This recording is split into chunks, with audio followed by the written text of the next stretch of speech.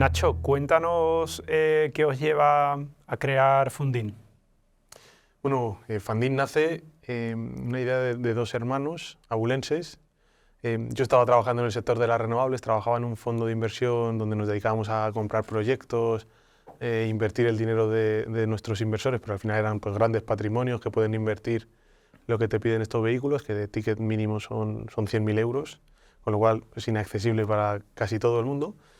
Y adaptamos un modelo que ya existía en otros activos y en otro tipo de inversiones, que es el del crowdfunding de inversión, al sector de las renovables. Y nos parecía que tenía, además de un binomio de riesgo-rentabilidad bastante insuperable, un componente emocional también potente, ¿no? para la gente invertir desde sus pequeños ahorros. Y nos decidimos a lanzar Funding para que desde 500 euros juntar pequeñas aportaciones de mucha gente y destinarlo a grandes proyectos de renovables y invertir y poner a producir tu dinero invirtiendo en cosas que ojalá se alineen con tu forma de pensar y tu forma de ser. ¿Qué formas tienen esos inversores en Funding de monetizar? ¿Qué opciones les dais? Efectivamente, la gente en Funding puede invertir desde 500 euros en renovables, pero ¿cómo? Ahí está un poco también la magia, ¿no? Tenemos distintos productos financieros o productos de ahorro. Tenemos inversiones en el capital de una empresa que es dueña de ese parque fotovoltaico, de esas placas solares que producen electricidad cuando les da el sol, venden esa energía, se descuentan los costes operativos y se reparten los beneficios entre las 300 personas que son socias de esa empresa. Esas son las modalidades de equity que llamamos. Y luego tenemos la modalidad de deuda, en la que lo que hacemos con esas 300 personas es que juntamos esas pequeñas o grandes cantidades, sumamos 1 millón, 2 millones de euros y se lo prestamos a un promotor, normalmente para que construya la planta y se repague ese préstamo con los propios beneficios que está dejando la producción de electricidad. Las rentabilidades, me comentaba fuera de micro, que están en torno al 7%. Así es, sí. Históricamente siempre las inversiones en capital siempre han estado en torno al 7 en Funding desde 2019 que nacimos y en deuda al principio eran un poquito más bajas cuando los tipos de interés eran ceros, que parece que está hace mucho, pero no hace tanto. Estamos hablando de 2022, 2021 y ahora la deuda incluso supera, ¿no? O sea que más o menos la media está en torno al 7, pero en deuda incluso te puedes ir a rentabilidades del 9% a día de hoy. ¿Hay un componente idealista en vuestro inversor o al final lo que están mirando es ese número del 7 o del 8% y ya está? Mira, este es un debate que he tenido muchas veces con el equipo de marketing en Funding, que cuando han ido entrando no me terminaban a mí de creer, ¿no? De que tenemos los dos tipos de inversores y es la realidad. Hemos hecho, antes del COVID incluso hacíamos eventos presenciales, ahora ya eso ha quedado un poco más denostado, ¿no? Pero hacíamos eventos presenciales y se sentaban al lado una persona pues de 55 años, que su componente o la principal motivación para invertir en Funding era la sostenibilidad y el estar aportando una parte de sus ahorros a hoy un sistema eléctrico, aparte de más democratizado, pues también con más renovables, y se sentaba al lado de una persona que a lo mejor venía de estar trabajando en una Big Four y su único driver y su única motivación era conseguir una rentabilidad y el binomio riesgo-rentabilidad. Se juntan esos dos inversores y luego todo el gris que existe entre medias también está en Funding. O sea que al final son dos componentes de peso en todos nuestros inversores, en algunos más, en otros menos, pero existen incluso los dos polos. ¿Cómo es posible que en España paguemos cada vez más por la luz teniendo cada vez más renovables? Bueno, eso es una paradoja que se está produciendo ahora mismo en España y en Europa. Bueno, la situación geopolítica es la que es. El gas se ha encarecido mucho desde que no tenemos suministro de gas ruso y el que fija el precio en la luz es el último, el más caro. Siempre es el más caro el que fija el precio de la luz durante el día. Eso hace que el consumidor pague bastante, o sea, que la factura de la luz de la gente en su casa se haya encarecido, pero en cambio las renovables, como cada vez tenemos más y hay más renovables ofertando a la vez y no son gestionables, tú no puedes un parque solar apagarlo y decir, oye, ya no produzco, ¿no? Pese a que está el sol encima, eso no se puede hacer. Hay muchas renovables a la vez, se genera mucha oferta y eso hace que baje el precio de las renovables, con lo cual se da una paradoja en la que el consumidor está pagando una factura de la luz alta y las renovables no están recibiendo realmente esa retribución. Las renovables están recibiendo una retribución, llamémosla justa, ¿no? y una rentabilidad pues, en los entornos en los que te comentaba antes.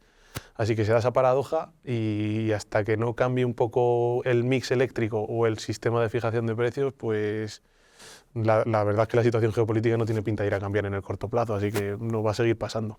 Ese paisaje español que está cambiando, ¿no? Cada vez con más campo de cultivo convertido en parques de placas solares, ¿no? Tiene también algunas particularidades, ¿no? Que nos vas a explicar ahora porque tienden a concentrarse en determinados lugares, ¿no? Y vosotros estáis también trabajando para que haya un impacto en las comunidades locales colindantes con los parques, ¿no? Eso es, hay un impacto positivo en contraprestación por ese impacto negativo, ¿no? de que te cambian el paisaje del pueblo. Efectivamente, o sea, en España tenemos más de 8.000 municipios, un montón, ¿no? Pero la realidad es que las renovables se van a instalar en unos pocos cientos de municipios o de términos municipales. ¿Por qué? Porque la red eléctrica es la que es, va por donde va y las torres que vemos desde la carretera están donde están. Y necesitas estar cerca de esos nodos, de esos puntos para conectar tu proyecto. Al final eso genera que esos nodos estén en unos cientos de sitios y que los parques se concentren en esos cientos de sitios. Provoca, por tanto, lo que decíamos, ¿no? O lo que decías, de que se concentren muchas renovables en el mismo sitio y se genera un impacto negativo. Eso está despertando mucha oposición en España, en el entorno rural donde se desarrollan estos proyectos. Está habiendo bastante oposición y contestación a las renovables, incluso es un tema que ha ido al cine, con Asbestas, con Alcarrás, para los aficionados al cine que nos escuchen, y se está contestando desde ciertas administraciones potenciando las externalidades positivas de las renovables, que es un palabra muy raro, pero al final es, oye, ya que estás generando un impacto negativo, paisajístico sobre todo, con este proyecto en un territorio, compénsales de algún modo, ¿no?